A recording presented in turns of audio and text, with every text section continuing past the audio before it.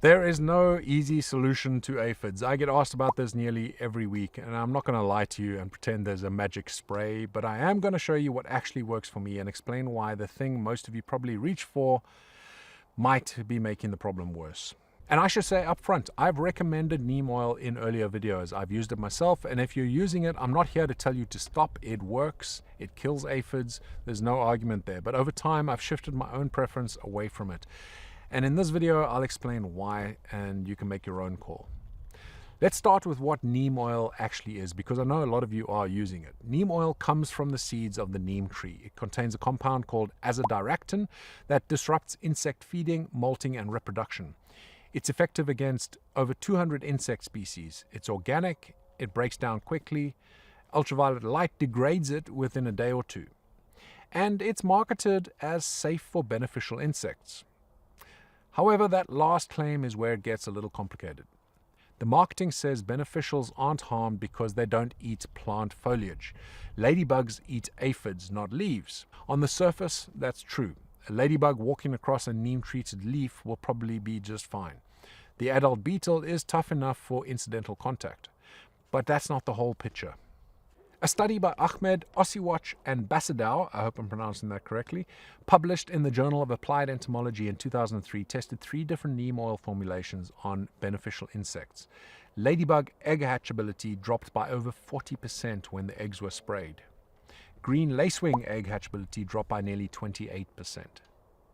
The worst finding was about secondary exposure. Larvae of ladybugs, green lacewings, and marmalade hoverflies that ate aphids treated with neem suffered mortality rates as high as 100% at certain concentrations, meaning every single larva died.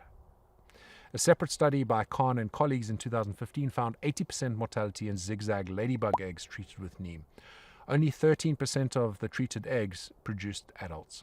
Think about what this means. You spray neem oil on your plants to kill aphids. A ladybug larva hatches nearby and starts eating those aphids, which is exactly what you want it to do, but the aphids have neem in their body. The larva ingests it through its prey and it dies. You've killed the next generation of your own pest control. Now, I want to be fair. Neem oil applied at the right concentration at the right time, dusk, when beneficials are least active, with proper dilution, can keep adult ladybug mortality below 5%.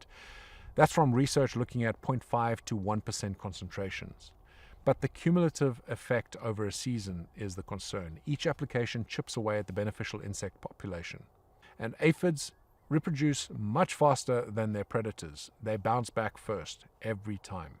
I've noticed this myself. I mentioned it on a recent live stream. In seasons where I've used neem oil more regularly, I saw fewer ladybugs and fewer hoverflies in the greenhouse. I didn't have the research in front of me at the time, but my observation lines up with what the studies show. But once you've got ladybugs and hoverflies in your growing space, putting down the neem oil is the smarter move, and it's the move that I'm making. Before we talk about the solution, it helps to understand why you've got aphids in the first place, because they don't just show up at random. Aphids feed on phloem sap. They're after amino acids, and the single biggest thing that increases amino acid content in your plant sap is nitrogen. If you're pushing nitrogen-heavy feeds, you're making your plants more attractive to aphids. Research has shown it repeatedly. Higher nitrogen means more aphids.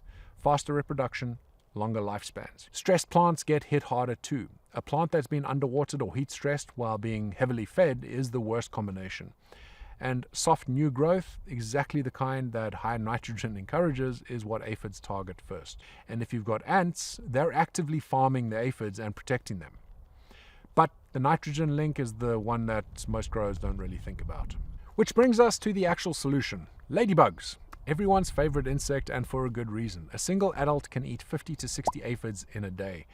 The University of Kentucky estimates around 5,000 over its lifetime. I collect them whenever I find them, bring them into the greenhouse, drop one on a plant that's got aphids, come back a couple hours later and those aphids are gone. It's incredible. But they do have a limitation. They fly. In an open greenhouse with vents open on a warm day, they will leave. You might introduce 50 and a week later you've got 5.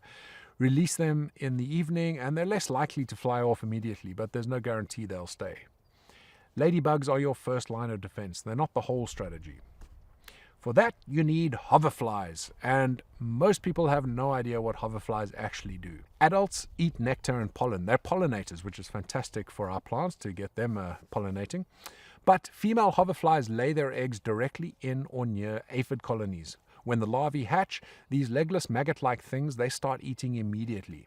According to Illinois Extension, citing Cornell, a single hoverfly larva can consume up to 400 aphids during its 7 to 10 day feeding period.